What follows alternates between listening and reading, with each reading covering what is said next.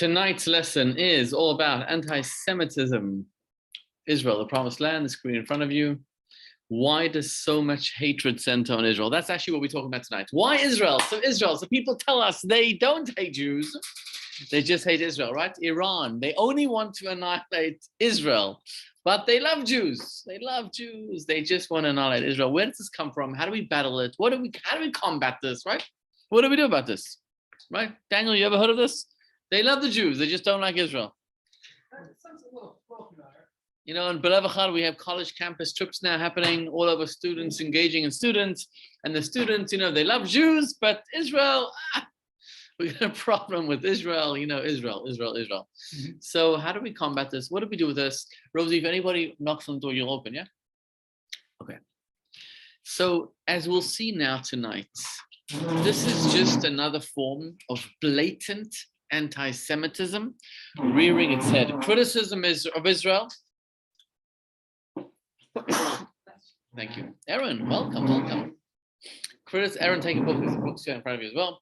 Criticism of Israel is blatant, pure anti-Semitism. There's no other words to describe it. To say I love Jews, but I hate Israel is anti-Semitism in its ugliest form. So now, we are going to see now, the first thing we do is, the first thing we do is a beautiful video here, which we're going to show right now, if I can find it. Hold on. Second. Stop share. Share screen.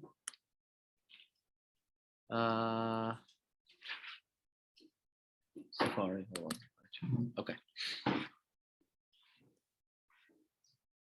The first thing we start off with today is a video.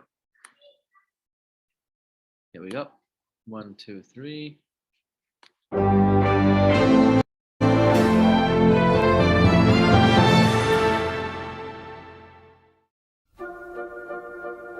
On the eastern shore of Manhattan Island, the United Nations headquarters rises from a row of colored flags that represent a multitude of nations. Across the avenue, the Isaiah Wall proclaims a Jewish prophet's vision of universal peace. They shall beat their swords into plowshares, and their spears into pruning hooks. Nation shall not lift up sword against nation, neither shall they learn war anymore. The UN's mission is precisely that, to resolve armed conflicts and to foster global harmony. But inside the august chambers of the United Nations, founded in 1945 as a response to a war-ravaged world desperate for coexistence, Isaiah could have easily found himself the target of virulent condemnation had he survived into modern times. Isaiah lived in ancient Israel that for over a millennia included the territories that the UN considers illegally occupied by today's Jewish state. The Temple Mount that lies at the heart of Isaiah's prophecy is no longer considered by the UN to be the heritage or possession of the Jewish people. Indeed, the tiny country that Isaiah called home has become the focus of the majority of the UN's denunciations and has inspired more censure than all of today's tyrants put together. Iran, North Korea, and other brutal regimes systematically kill their citizens or deny them the most basic of human rights. Israel's northern neighbor, Syria, has murdered tens of thousands of innocent civilians. Apparently, however, that isn't very important in the eyes of the UN General Assembly and Security Council, who continually pass one-sided resolutions that single out and condemn Israel. An overwhelmingly powerful bloc led by the Arab nations promotes a narrow and slanderous agenda meant to isolate Israel. This agenda has met little resistance. The UN's General Assembly votes on 70 to 100 resolutions annually. 15 to 20 of these regularly express disapproval of Israel. From 2016 until 2020, the Assembly adopted 122 resolutions criticizing various countries. 91 of these targeted Israel. That's 75% of all country-specific resolutions. And while 3/4 of this global forum's written rage lambastes the Jewish state, precious few of the most repressive or blood-soaked regimes on earth have received even a single rebuke. Emergency special sessions of the Assembly are rare. During the last 40 years, they've been convened for one purpose only: to condemn Israel. The Assembly's embrace of a terrorist entity has been equally astounding. In October 1974, 14 years before the Palestinian Liberation Organization even nominally forswore terrorism, the Assembly voted to invite a PLO spokesman to take part in its deliberations. This was the first time that anyone who was neither a government representative nor a head of a quasi-state was granted such a privilege. The following year, the Assembly awarded the PLO permanent representative status. A few months later, the UN infamously approved Resolution 3379, branding Zionism as a form of racism.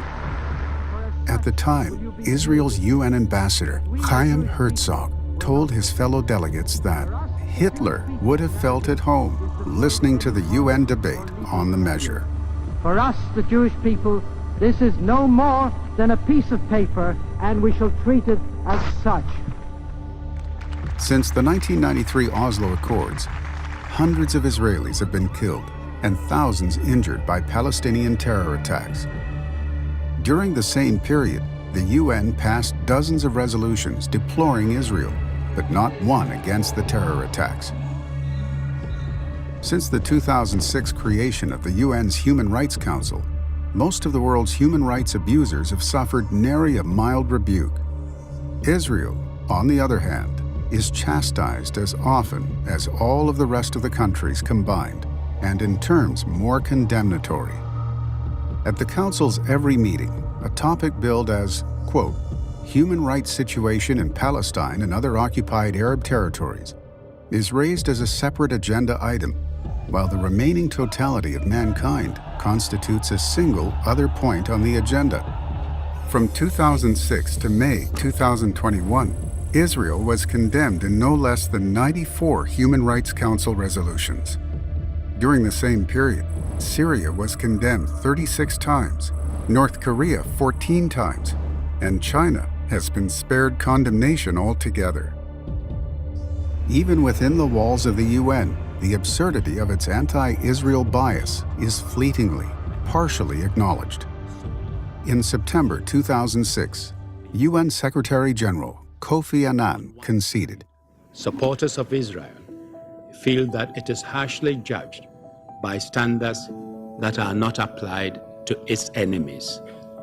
And too often this is true, particularly in some UN bodies. In August 2013, UN Secretary-General Ban Ki-moon reflected on Israel's treatment at the UN. There are some bias against the Israeli people and government.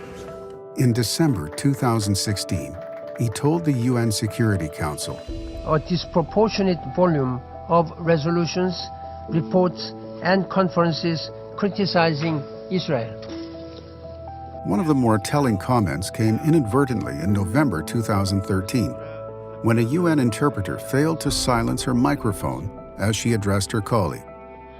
I mean, I think when you have 5 statements, not 5, but like a total of 10 resolutions on Israel and Palestine, there's got to be something. C'est un peu trop, non? I mean, I know it's yes, it's right, but it's not there's other really bad happening. Nobody says anything about the other stuff. Apologies.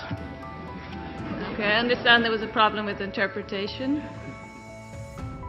Israel is not larger than 8,019 square miles in total. It is the Middle East's only functioning democracy and champion of human rights. It is a world provider of humanitarian disaster relief and medical, agricultural, ecological, scientific, technological, and security innovations.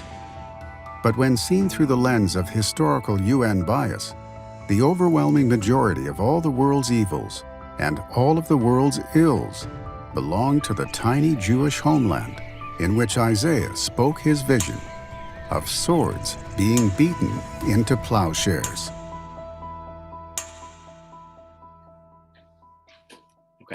So tonight is so critical, so vital to understanding this Israel situation. Here we go. All right, come inside. Hold on a second. Raise it up. You come here 1 second. No, I think I figured it out. How do I make this bigger? This thing's in my way. I need to make it bigger. That thing's in my way. No, I'm in the right one. 1 second. Play from start. We got it? Oh, we got it. Okay. Okay, so text number 1 in front of you. Okay, this is from Rabbi Jonathan Sachs. Very, very important, and this is so crucial to understanding because you know when you lie so much, the lies like seep into us, and it's almost like, oh, 1 second, maybe there's something wrong with Israel. You know, maybe you know should be nice to the Palestinians, whatever that is, right? Let's see. Anti-Semitism, the writes Rabbi Sachs, is not an ideology, a coherent set of beliefs. It is, in fact, an endless stream of contradictions. The best way of understanding it is as a virus. Anti-Semitism is a virus. Viruses attack the human body, but the body itself has an immensely sophisticated defense, the human immune system. How then do viruses survive and flourish? By mutating. Anti-Semitism mutates, and in so doing defeats the immune system set up by cultures to protect themselves against hatred. Most people, most times, feel a residual guilt at hating the innocent. Therefore, anti-Semitism has always had to find legitimation in the most prestigious source of authority at any given time. In the first centuries of the Common Era and again in the Middle Ages, this was religion. This is why Judeophobia took the form of religious doctrine. In the 19th century, religion had lost prestige and the supreme authority was now science. Racial anti-Semitism was duly based on 2 pseudosciences: social Darwinism, the idea that in society as a nature the strong survive by eliminating the weak, and the so-called scientific study of race. By the late 20th century, science had lost its prestige, having given us the power to destroy life on earth. Today, the supreme source of legitimacy is human rights. That is why Jews or the Jewish state are accused of 5 primal sins against human rights: racism, apartheid, ethnic cleansing, attempted genocide, and crimes against humanity. So the screen in front of you, historically, modern video we did, 1 second, a mutating virus. So in the early stages, religion, early Common Era, Middle Ages, I think you also have a picture in front of you. You have a picture in front of you, like 3.1, should be a picture there. Right, classic era and Middle Ages. Like everybody respected religion. Yeah, you have it in front of you. Everybody respected religion. So Judaism was the enemy of religion, right? They killed our savior. They go against Muhammad. They this, they that. Right? By the way, I think Haman said that their religion is different from ours. Right? It was religion. The 19th century, science was like the main prestige.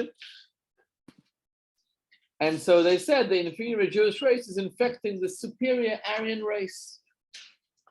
In the late 20th century, after the Holocaust, right after Nazi Germany said it's all about science, so now they say human rights, Israel is a violator of human rights. Like human rights is holy. And the Jews, not the Jews, sorry, we love the Jews. Israel is against human rights, right? That's what they say, right? It's like Rabbi Sachs put it beautifully with a virus. It's a virus, it's a mutating virus. That's what it is. In other words, hatred of Jews seeks legitimacy. It makes sense intellectually to hate the Jews. I don't hate the Jews. I love the Jews. I just hate those people who go against my religion or science or human rights. Right, the Christians, the Muslims, Haman, and then came Hitler in the 19th century. And after the Holocaust, right, it's all about human rights. Okay, figure 3.2 in front of you. Which of the following best describes you?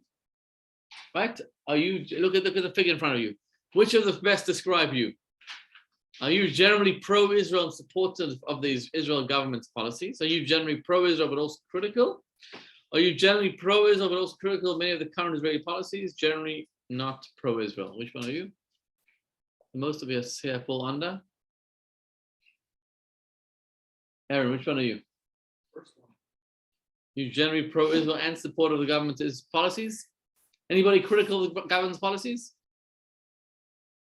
I'm critical of the government's policies. I'm very critical. Yeah? Like, sometimes people have so much to say about it, even as a Jewish person, but you don't live there. You don't what's going on. I have to explain to you. Like I have a friend that made she can't explain to you. I know they explain wrong. So you prefer not to get involved? Yeah, get them both. Okay. But I'm still critical of the government's policies. I'm very critical. I'm very against a lot of things. And but I love Israel. I absolutely love Israel, and I'll do anything to support Israel. I love it. But in other words, by me, it's not a contradiction. Of course, I disagree. As a Jew, as an Israeli, I disagree with everything. Anybody everywhere, right? Jews, we have different opinions. But it doesn't mean I hate Israel. I love Israel, right? I mean, we're not happy with what's going on here. I mean, why should that country be any different? Yeah, correct. So the screen in front of you asks you the following question: how might we differentiate between legitimate criticism of Israel and criticism motivated by anti-Semitism? Like me and David here, we don't agree on a lot of things, but I love him. But we don't agree. There's many things we don't. How do I know we don't agree? Because we're two Jews that we don't agree on a lot of. We just don't agree, right? But doesn't mean I don't love him.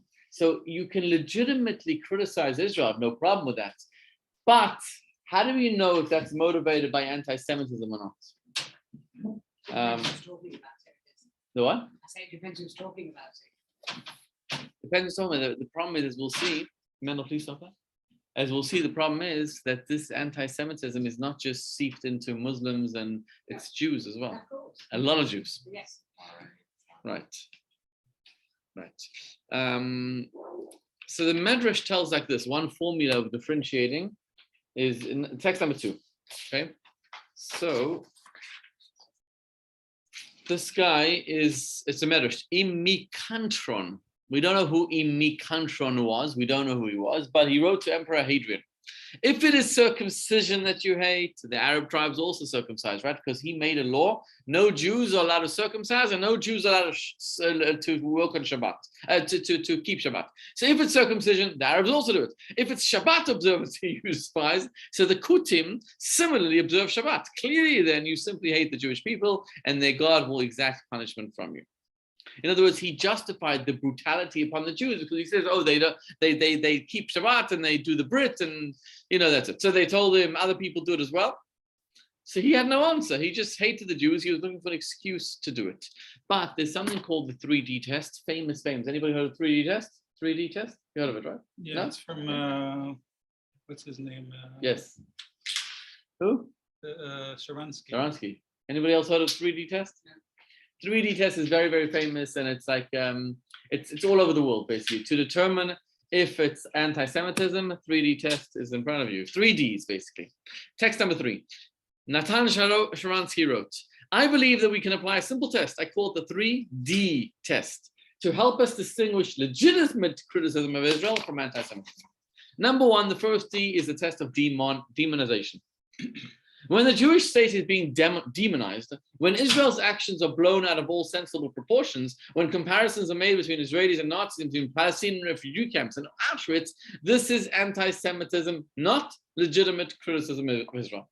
Right, so that's number 1, demonization. Number 2, double standards. The second D is the test of double standards. When criticism of Israel is applied selectively, when Israel singled out the United Nations for human rights abuses while the behavior of known major abuses of China, Iran, Cuba, and Syria is ignored, when Israel's Magen David Adom alone among the world's ambulance services denied admission to the National Red Cross, that's anti-Semitism. Very simple. In other words, you can criticize Israel and say that Israel is problem with human rights. You could say that. That's not a problem. But if the only country you're demonizing is Israel, then that's double standards. Then that's not. In other words, what's motivating you is not loving human rights. It's hating Israel. Okay. And the third D, delegitimization. The third D. When Israel's fundamental right to exist is denied alone among all peoples in the world, very simple, it's anti-Semitism. So when you say right to exist is denied, but there are people who say Israel can exist, but they just have to give a portion of their land back. So is that anti-Semitism? Like when they talk of the two-state solution, like it's fine that you're there, but they also there. Right. So we'll see very soon that is a very sophisticated form of pure anti-Semitism. Pure anti-Semitism. Let's see. We'll get there. It gets tricky trying to distinguish it could be like a form of, I don't want to say political blackmail, but to say like I'm obviously very supportive, say any criticism is anti-Semitic. It's like, you have to be very careful, I think, how we understand the differences. Right. Correct.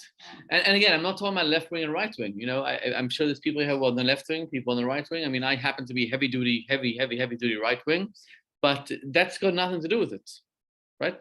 Let's see. I think it has got something to do with it. Okay. You don't think so? Well, let's see. We'll see. It's going to come up later in the class. Okay. Yeah. Okay. So the 3D test on the screen in front of you. We did that. Okay, 1 second. Okay.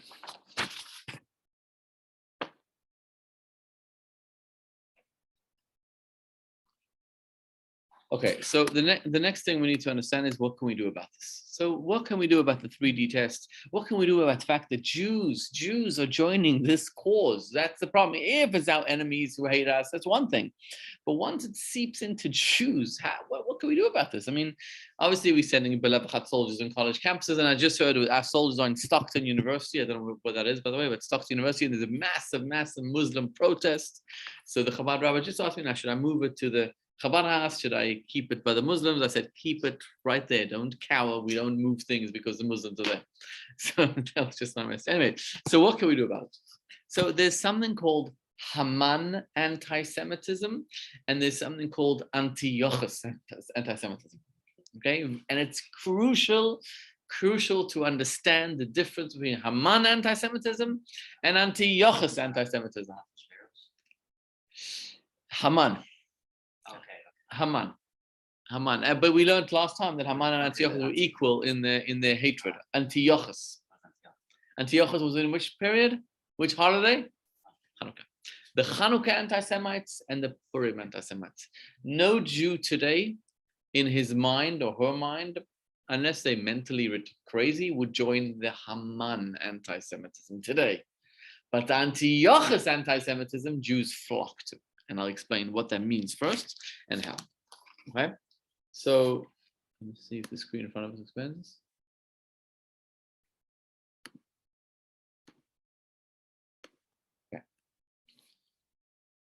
Okay, let me explain what it is. Let's use that. Okay, let me explain, then we'll get to the text in front of us. Haman anti-Semitism says, I want to destroy all the Jews. I want to kill the Jews. I hate the Jews. I just hate the Jews because I hate the Jews. I want to destroy them. That's bottom line. But Antiochus anti-Semitism says, I don't hate Jews. I love Jews. I love the Jews. They're good people. All I want to do is I want to change certain things. I don't want them to keep the Torah. I don't want them to keep the mitzvot. But I love the Jews. Right? To certain aspects of their religion I don't like.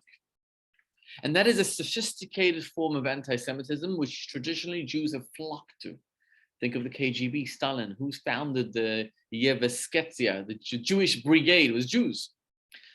And we're gonna learn this in more depth now. But look at the source in front of you. Okay, source number 4. Hanukkah anti-Semitism doesn't demand dead or expel Jews, at least not at first. Instead, it demands the destruction of Jewish civilization. This process requires not dead Jews, but Jews who are willing to give up whatever specific aspects of Jewish civilization is deemed to be uncool. Of course, Judaism has always been uncool, which is why cool people find it so threatening, why Jews who are willing to become cool are absolutely necessary to Hanukkah-style anti-Semitism success. In the days of Antiochus, this type of anti-Semitism needed those boys who voluntarily underwent painful genital surgery to prove that Jews weren't the problem, just the barbarity of Jewish law, right? Antiochus said bris is not allowed. So a lot of Jews went and had surgeries to reverse their bris, right? This is a historical fact. Hanukkah-style anti-Semitism always promises Jews a kind of nobility, like, oh, you're part of us. You're, offering them the opportunity to cleanse themselves of whatever the people around them happen to find revolting. The Jewish traits designated as repulsive vary by country and time period, but they invariably contradict the specific values that the surrounding culture has embraced as universal. Thanks to Judaism's incoherent uncoolness, there will never be a shortage of Jews willing to comply. So when Antiochus was around, it was the Hellenist belief, the Greek culture. They worshipped the human body. They worshipped like meat, sports, culture, right, all that. So the Jewish body, bris, that was like something, that's uncool. So they said, we love Jews, no problem. Just specific aspects of Judaism we don't like. And Antiochus was fought by the Maccabees. Like Maccabees fought against this because they realized that this is purely anti-Semitism. And if we don't fight it now, it's going to kill us. It's going to destroy the Jewish religion. So what can we do about it? Oh, we're not paying anything in this book, yeah? Let me just see. So today's day and age, the Antiochus anti-Semitism is Israel, human rights. Israel's violating human rights, and they are going and they killing the poor Palestinians, and they machine gunning, right? It's all over the world.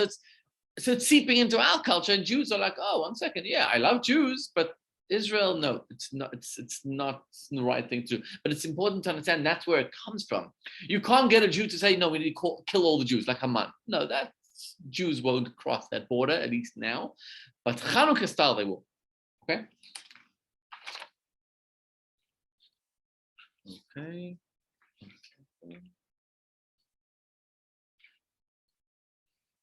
Okay. So number one, the screen in front of you. What can we do about it? Number one, support organizations that help advance Israel and Israel's interests. Right,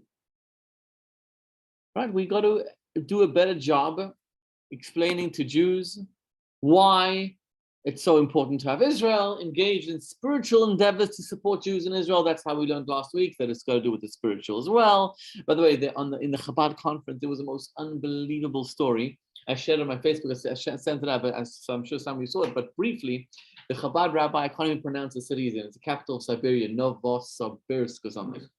What's it called? Novosibirsk. So he said when he married, he said, "Are we moving on shlichut to his wife?" His wife said, "I'm prepared to go anywhere in the world except Russia." That's what she said. Anywhere, I'll go anywhere. South Africa, Japan, just not Russia. So when they got married, they were looking for shlichut, and somebody introduced them to Rabbi Ber Lazar, who's the chief rabbi of Russia, and they told him, "We are prepared to meet you, but you should know we're not going to Russia." So he said, "No problem. I have this amazing city. It's called Novosibirsk." He said, "It's nothing to talk about. I'm not going there." So the Rabbi Lazar said, "Fine, I get it. You're not going there. You know what? Just visit there. I'll pay you a vacation. Just go on vacation there for like 2 weeks or something." So that's what he did. He went on vacation there with his wife. He's there. He's whatever. He's talking to people. Anyway, while he's there, there was a pogrom in the main synagogue in Novosibirsk. A pogrom meaning full-on anti-Semitic pogrom all the way. The Torahs were destroyed. You look at the video. It's unbelievable. You see it. And basically, the Rabbi Lazar, something that's happened. So the guy calls Rabbi Lazar right away. What should I do? I'm 24 years old. He was a student. He just got married. He doesn't know. He has no experience. He's Chabad learn. We learn on the job. So Rabbi Lazar said, call all the media right away. We need to document this. We need to video this. So that right away, the media comes. This rabbi never been interviewed in his life. Doesn't speak a word of Russian. Never mind. He's with a translator, and they ask him, "Are you the what's your title here? Are you the chief rabbi here?" So he said, "Yeah, I'm the chief rabbi of Novosibirsk." What's he supposed to say? I'm the chief rabbi of Novosibirsk. So they asked him, like, "What is your connection? What are you doing here? Like, are you the rabbi? Are you?" He says, "Yeah, I'm the rabbi." They asked him, "Are you the chief rabbi here?" "Yeah, I'm the chief rabbi." So that's how he became the chief rabbi of Novosibirsk. He said, "If I'm here already," so because of the pogrom, because of anti-Semitism, he's there. And on the video that he showed Chabad Guinness, his daughter got married this past summer in Novosibirsk. So he said he didn't want to go there, but the Rebbe pushed him, and because of anti-Semitism, it made him stay there. And the rest is history. So engage in spiritual endeavors to support Israel. My parents were both there during the Holocaust. In Novosibirsk? Yeah. Really? So they survived. Yeah. Wow. It's amazing. So you know the shul well. So you see the video I sent out? I did not see. Oh, now you got to watch it. Yeah. It was the best story of the whole Kinnis Shluchim, the whole 5-day weekend. The best. Okay. Yeah. Yeah. Already below or something. They said they would have to keep touching their nose so it doesn't fall off. Yeah. But now we need to understand what is the basis of the Jewish right to Israel. Can anybody tell me what's the basis of the Jewish right to Israel? Why are we allowed to be in Israel? What would be the main reason you would say? Indigenous. Yeah. Okay. From when? From Joshua. So it means we were always there. We lived there. We lived there, right? Okay, what else? We created our culture there. We create our culture there, which is very much to do with indigenous, same ideas, our culture, we've been living there. What else? What is our claim to Israel? We also won it in the war. We won in which war? And then independence war. 1948, okay. We won in 1948, yeah. What else? There were Jews there the whole time, from the beginning of history. From the beginning of history, indigenous, it's the same. No, but continuation. Continuation, also. fine. And then Settlements from Russia, what else? Praying for Israel every day and wanting to return. The Bible, patriarchs, Purchase land there, like there's official purchase record, so it is ours by title. Okay. So it is out. So I would say there's three things here. Let me see if it's on the screen as well.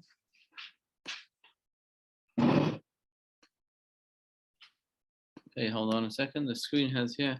See, when Jews join force with haters, gives them legitimacy. But this is the danger of Jews joining with the anti-Semites, because it gives them legitimacy and strength. Like the anti-Semites, this is so dangerous. They say, oh, even the Jews support us. This is why it's so dangerous when the Jews are not united, and some Jews go with anti-Semites. But two forms of anti-Semitism, which we just learned. One is the Purim anti-Semitism, wanting to destroy the Jewish people. Another one is the Hanukkah anti-Semitism, eradicate specific beliefs and practices.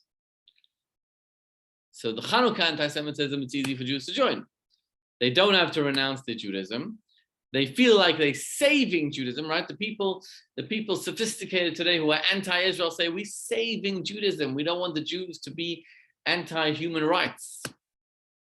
And it's like sophisticated worldview. That's what it is, really. What about the Satmar sort of? Satmar who don't? Well, the ones that show up at all the. So first of all, important to note, it's not the Satmar. It's the Neturei Karta, which is very, very important. The Satmar is massive. It's probably the biggest Hasidic sect, and they are not Satmar. The ones who show up are not Satmar. They're not even a fringe. They are a different section. They call Neturei Karta. They're not Satmar. Satmar don't recognize Israel, but they would never meet Iran. They would never protest against those things. They wouldn't do that. No. Okay. Israel anti-Semitism, same idea. See the screen? What happened? He just look at this. This is brilliant on the screen. See Hanukkah anti-Semitism, exactly that. And then all he changed was on the screen Israel anti-Semitism, but it's the same thing. You don't have to renounce your Judaism. You're saving Judaism, and it's a very sophisticated worldview because we're against Israel. We love Jews, right? So what is the Jewish claim to the land of Israel? So there's three main things which you would find in the world today. And this is so critical to understanding and countering the arguments. See, argument number one, I don't think it's in the sources in front of you, but argument number one would be, look at the screen, common arguments, international law, right? One argument would be international law. I mean, Israel is, if you look at pure international law, Israel has a right to exist, right? We did the Balfour Declaration. His Majesty, the government decided, and we split up Israel in the UN partition in whatever. International law, we have a right to exist, right? That would be one pretty strong argument for Israel's right to exist. Second argument would be Jewish survival, right? One of the driving forces behind the modern Zionist movement is because you need to ensure that Jews survive, right? 2,000 years of persecution, pogroms in Russia. Nazi destroyed 6 million Jews, so we needed to ensure the Jewish survival. So in 1948, the greatest argument the Jewish state of Israel needs to exist is because of Jewish survival, right? Very simple.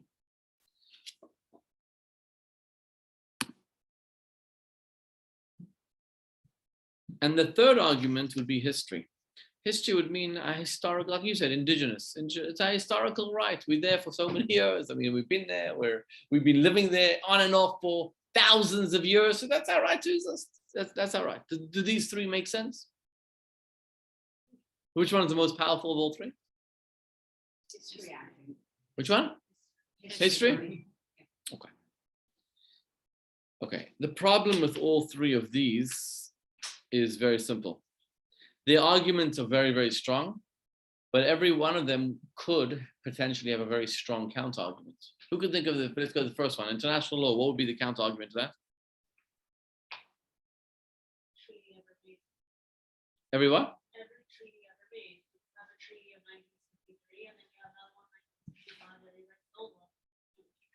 So we should make a new treaty now in 2021 and destroy the international law one, but under what reason? For what reason? No, I mean, I think what happens with over in history is that like new circumstances come up that invalidate the old law. And make people. You mean potentially things could come up? Potentially, right? No, it's like all Okay. the borders of all the lands always change. What about Jewish survival? What will be a counter argument to that? Survive in other lands. Jewish can survive in the land, as Theodore Herzl asked for Uganda. Right. What about history?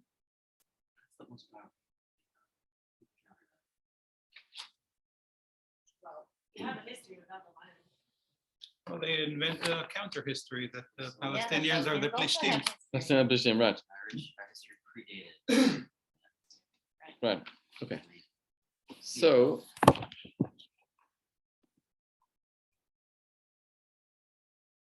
common arguments, see that on the screen? Common arguments of this? Counter arguments. Common arguments, you see it's the exact same thing, counter arguments. Here you go. International law, you could counter and say the declaration was immoral. You could say the declaration made at that time didn't factor in the Palestinian rights, and you could come up with sophisticated rules that it's a null and void. The international law made then, if we would have known all the arguments, whatever, that had no right. Jewish survival, very, very simple. Why as well? You let them have Uganda, and you could not only that, you could say, you can make a counter argument. You could say that Jews, in order to survive, it's actually better that they don't have a state of Israel. Why is that? All the eggs in one basket. Very simple. Isn't that When what you Iran have always says? when you have an Iranian threat, it's going to kill all 6 million Jews living in Israel. But imagine Israel would be dispersed all over the world. It'd be great, right? You don't need Israel. Very simple, right? If you sophisticatedly choose and pick, you can do that. History doesn't generate eternal right to the land. Okay, I was there for 3,000-4,000 years. Let's say fine, but that doesn't mean I should be there for the next billion years, right? What's 3,000-4,000 years in the face of a billion years or eternity?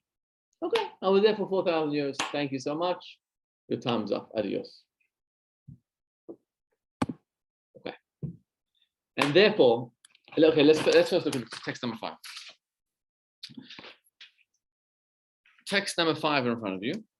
When I was a Jewish kid growing up in suburban Los Angeles, this is from Phyllis Bennis. Oh, oh my God, please don't turn this off. I won't know how to turn it back on. Reza, can you call Mendel, ask him to come here, please?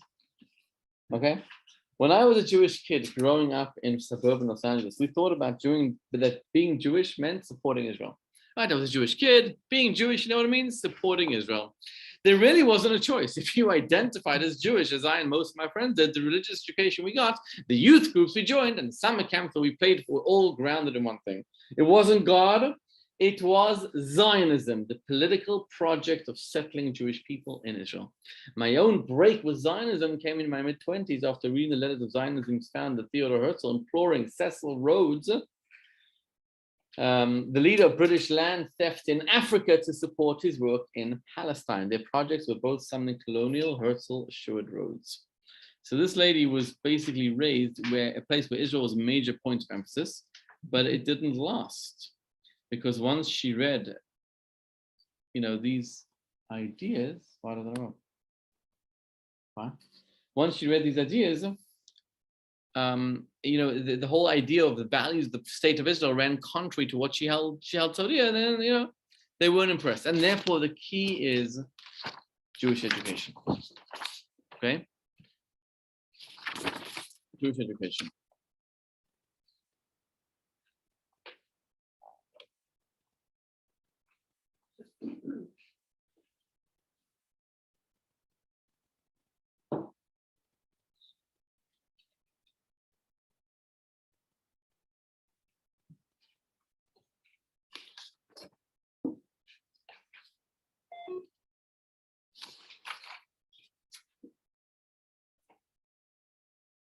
Okay, and that Jewish education is key. The first Rashi in the entire Bible is something that is the key, which holds the idea that this is the Jewish people's claim to Israel. Okay, Jewish education, the very, very first Rashi.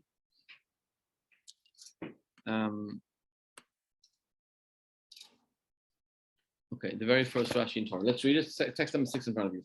Rabbi Yitzchak stated, this is on the verse, Bereshit bara Elokim et hashamayim v'aretz. God created the beginning heavens and earth. So Rashi writes, Rabbi Yitzchak stated, the Torah should have begun with the first mitzvah commanded to the Jewish people. So let's just look at that. The Torah has 5 books of Moses. Bereshit, Shemot, Vayikra, Bamidbar, Dvarim. Bereshit is all about the stories of Abraham, Yitzchak, Yaakov, till Joseph and his brothers went into Egypt. Shemot starts with the Exodus, all the way to the desert. Vayikra Bamidbar Dvarim is all the 40 years in the desert. So Rashi says the Torah should have started not with the stories of the Bible, not with the stories of Abraham, of Isaac, and Jacob, but with the first mitzvah in the Torah. Who knows what the first mitzvah in the Torah is? Rosh Chodesh. The Torah should have started with the first Chodesh. What's it relevant to know that there was a guy called Abraham, the world was created in 7 days, Isaac, a whole story? Why just start with the first mitzvah? So Rashi answers, for what purpose does it start with, in the beginning, God created heaven and earth? The solution is found in the verse. He recounted the strength of his works to his people to give them the inheritance of the nations. In other words, if the nations of the world accuse the Jews with the claim, you are thieves. Oh, it's working. You are thieves for having conquered the land of the 7 nations. If one day the non-Jews will come to the Jews and say, you are thieves, you conquered our land, Israel belongs to us. Right? The Jews should reply, the entire world is God's. He created it, as we know, Bereshit bara Elokim et hashamayim et haaretz, and he granted it to whomever he desired. It was his will to initially give it to the 7 nations, and it was his will to subsequently remove it from them and give it to us.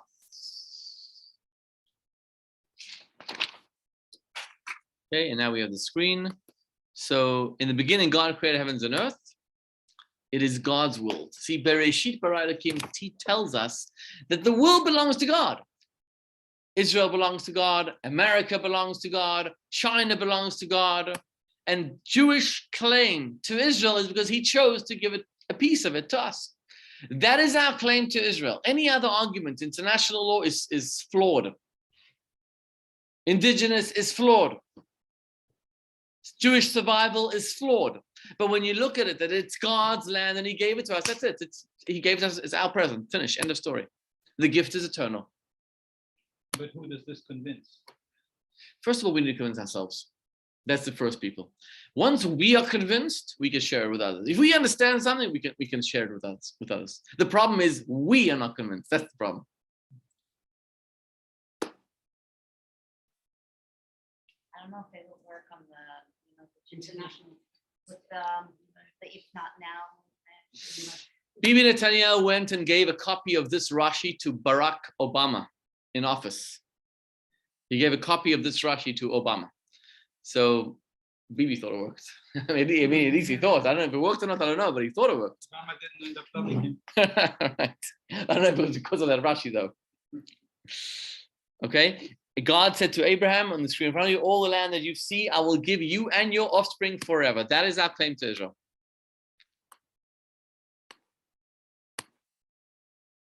Okay. Text number 7 in front of you. God told Abraham, raise your eyes and look around from where you are to the north, the south, to the east, and west. All the land that you see, I will give to you and your offspring forever. This promise was reiterated to Abraham, to Yitzchak, to Yaakov. When God took the Jewish people out of Mitzrayim, he told them, I'm leading you to the promised land. For thousands of years, Jews have known this is Israel, this is our land. Even though we had no political control over it, we always were indigenous, we always were there, because the Torah says that this gift is eternal. Didn't Abraham give half the land to Lot? No. They went different directions. Went different directions, but you Right, didn't but he give said, him the land. You take this part, I'll take this. Anything you take, you go there. You go there, I go there. You go live there. But if you raise Jews with a little appreciation for Torah, then yeah, maybe they won't appreciate this verse. And that's why you have to raise Jews who appreciate Torah, because the first people we need to explain this to is ourselves. Now, will this argument be effective against non-Jewish anti-Israel voices? Hopefully. But we need to convince ourselves first. Okay, text number 8.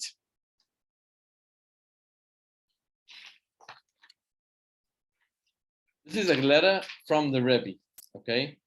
It's a long letter of the Rebbe to President Shneur Zalman Shazar, the president of Israel. It's a long, long letter. The Shazar complaining about a couple of things the Rebbe said about Israel, whatever it is. But in this letter, what's relevant to us is this part. The Rebbe writes, I've received complaints. Why do I invoke the biblical land of Israel? Like the Rebbe is always saying, the biblical land of Israel, like Eretz Israel and the Holy Land, and the covenant with Abraham in connection with modern Israel. Like, why?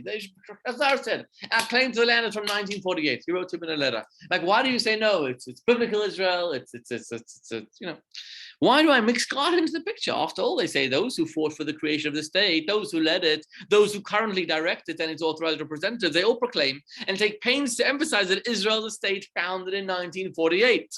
My answer, put frankly, says the Rebbe, is that their narrative is false. No new entity was created in 1948. Rather, that was the year in which a large part of the land of Israel was liberated. But that wasn't given to the Jews then. It was just liberated. It went back to us after being ours for so many years. The entity established in 1948 based on the agreement or authorization of the nations of the world has no strength or justification in terms of an authentic response to the claims you are thieves for conquered lands belong to others. The Rebbe was adamant that if we believe that our claim to Israel is from 1948, then it's a claim that is very shaky. A claim raised by the Arabs, Vatican, the United Nations, some Jews as well. And that's why it's so crucial to underscore that it is our God-given homeland. Now, I do not delude myself into imagining that these just and honest arguments will prevail in the United Nations, the Vatican, etc. Nevertheless, transmitting this truth is critical for the morale of the Jewish youth living in the Holy Land, including those serving the IDF, for Jewish American students, and for the Jewish youth of other countries as well. We need to emphasize how the land of Israel belongs to us because it's the promised land. Okay, Are these videos online? All these videos online, yes. Every single one of them, yeah. The Rebbe, by the way, the Rebbe was so many of this. There's a whole series, the Rebbe in the land of Israel. By the way, the Rebbe spoke to nearly every president, every Mossad chief, all of them. There's dozens and dozens, and interviews, everything. Every single Israeli that you know from 1948 have all been to the Rebbe, all of them. Left wing, right wing, Rabin to Shamir, ever. Okay. Okay, so Jewish education, less anti-Israel activity in the screen in front of you. Israel education, Torah and God are exciting, relevant, and meaningful. The nations claim on the surface, why should the Jews claim ownership of this land? And the deeper part,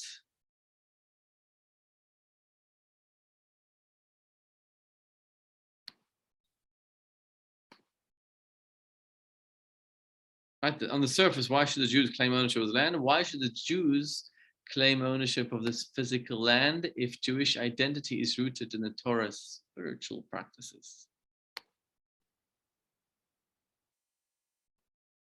Okay, why should the Torah dignify the nations with an answer? Isn't it odd for Torah to begin with this? Okay, because this is the forming of a nation. You see, the Jewish people, Torah and mitzvot is synonymous with the land of Israel. See, why is it so important for the Jews to have a land? Because you cannot fulfill the Torah without the physical land. The physical land belongs to us. There's a bracha, there's a blessing in the physical land. There's actually Torah and mitzvot which can only be fulfilled when you're living in Israel. Do you know that there's laws today when you're living in New York that don't apply only when you're living in Israel? Today in 2021, for example, what? Shemitah, all the laws of the land today don't apply. Like, for example, this is a Shemitah year. In the 8th year, when you go to Israel, you need a hechsher for fruits and vegetables. Do you know that? When you go buy in New York tomato, you don't need a hechsher on a tomato. When you go buy a tomato in Israel, you need a hechsher. You need to make sure this is non-Shemitah. Most of the like 613 laws only apply and associated with the land. If we would form a land in Uganda or South Africa, then no, it doesn't have. In other words, being a Jew is synonymous with being in Israel. And as we'll see soon, it's synonymous with being in every inch of Israel. The green line, the red line, the purple line, every line. Every line is ours. Why? Because God gave it to us as a gift. And therefore the two-state solution doesn't work without getting into the politics of it, just into the Torah part of it. Okay.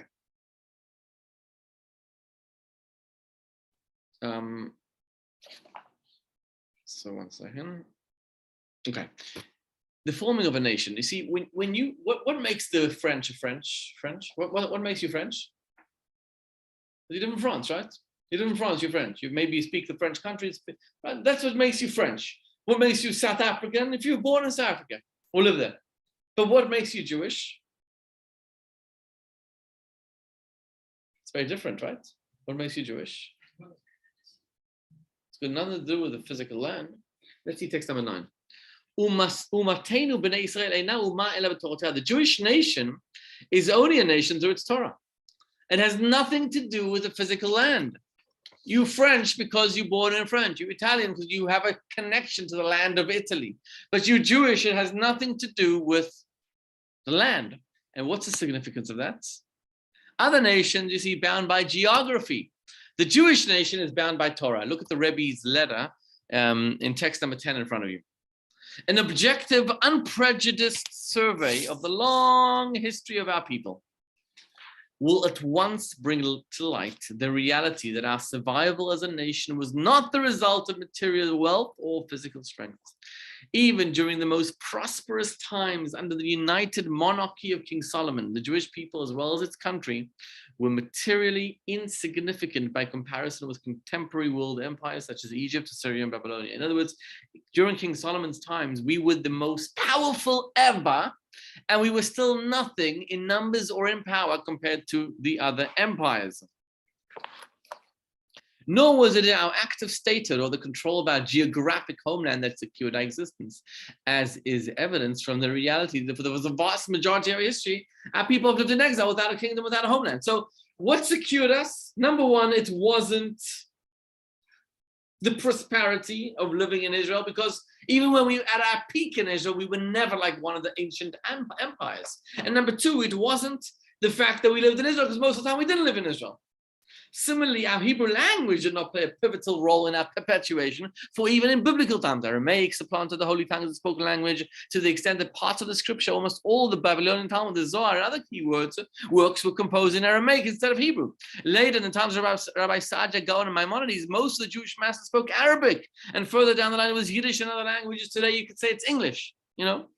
So it wasn't the Hebrew language that kept us. It's also impossible to describe any common secular culture or contemporary scientific knowledge as a major preservation factor for our people, since such matters morphed radically from one era to another. The only remaining consideration, the only thing that is unified and united us, which is a sole factor that has remained consistent throughout the ages, in all lands, and under the fullest diversity of circumstances, the Torah and mitzvot that the Jews have observed in their daily life with great self-sacrifice. But the Hebrew language was a big deal, no? I mean, but was it always?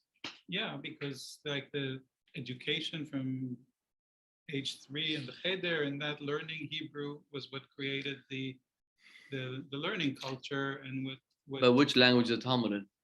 Yeah, it's written in another language, but anyone who has studied the Talmud will have learned Hebrew in order to. But in the days of the Talmud, the main language was Aramaic. And in the days of the Rambam, the main language was Arabic. Most Jews spoke Arabic. They didn't speak Hebrew. Okay, but they studied Hebrew. But not most Jews. Most Jews didn't even know it. Yeah. Like, so I'm from Kazakhstan originally. Because it was part of communism, so my parents were both like the older generation were the ones that like learned in Hebrew, and they knew like they had Hebrew prayer books. By the time we got to my parents, they knew nothing. They didn't know what to do with it. When we came back here, we went to church schools, thank God, and then it like came back.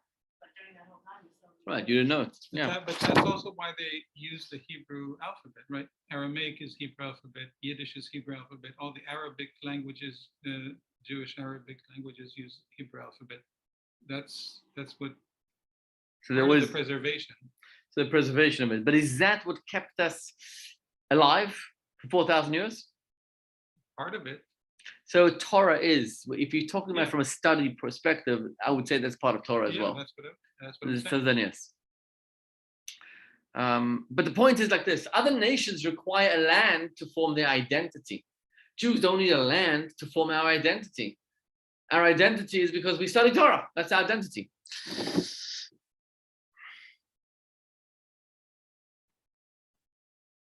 So this is one way of explaining why throughout the ages, down to this day, non-Jews are saying, we don't need the land of Israel.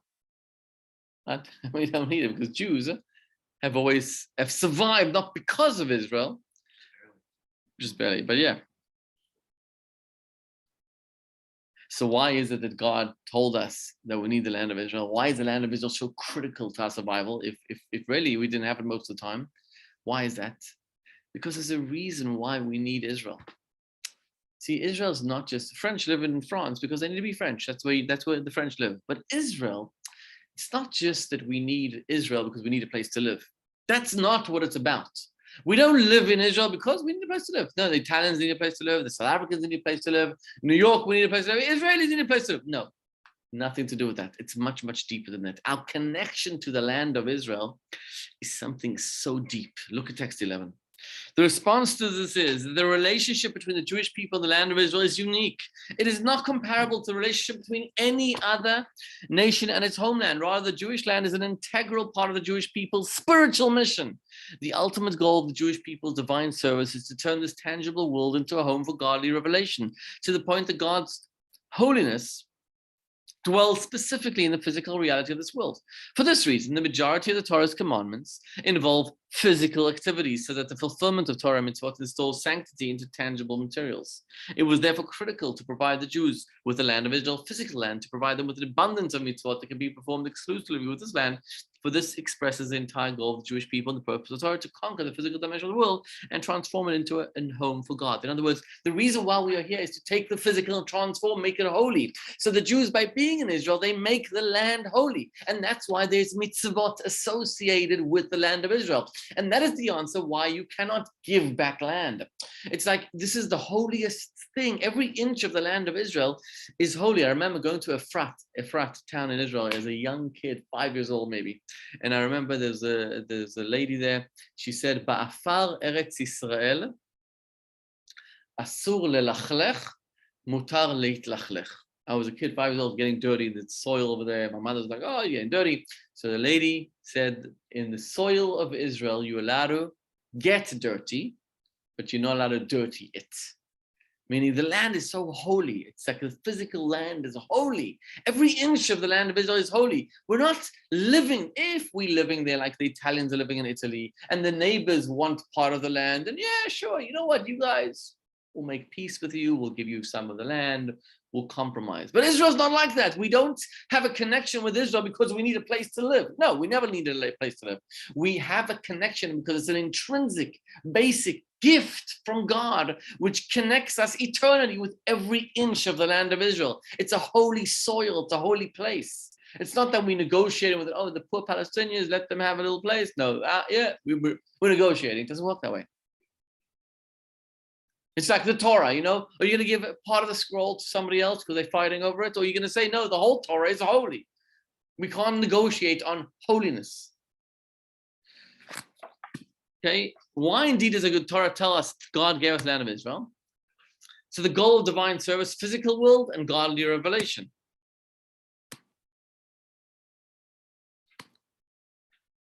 The Jewish mission is compatible with the physical world, to conquer the physical, transform it into a home for God. And therefore you need a Jewish space with a Jewish society. Okay, let's just look at the next text. Hold on. Oh, that's also one second. So we can develop similar sentiments by providing a rich Jewish education, fostering a love for God, developing appreciation for the Torah. Right, check the BDS movement. The BDS, by the way, is the most sophisticated and modern form of anti-Semitism. Boycott Israel, apartheid. I mean, this is exactly what we're talking about. Like, this is like the most of what we're talking about. Exactly this, the BDS movement. Lesson 3: The Promised Land. 1. Anti-Semitism seeks legitimacy from the most prestigious authority of any given era. At present, this authority is the pursuit of human rights. Consequently, many of today's anti-Semites focus overwhelmingly on Israel, and accuse it of being the ultimate violator of human rights. 2. When Israel is A. demonized, or B. judged with a double standard, or C. when Israel's existence is delegitimized, that challenge exposes itself as an expression of anti-Semitism. 3. When anti-Semites refrain from asserting that they seek to annihilate Jewry, but merely take issue with specific Jewish beliefs or practices, claiming them to be barbaric, Jews can be tempted to join the fight against their fellow Jews, believing that they are saving Jews rather than hurting them. 4. There are several arguments for why Jews need and have a right to Israel. Most crucial is the Torah's oft-reiterated reminder that God gave Jews the land of Israel as an eternal inheritance. The deeper our appreciation of this reality, and the more we educate the next generation about its implications, the more support we will nourish toward the land of Israel.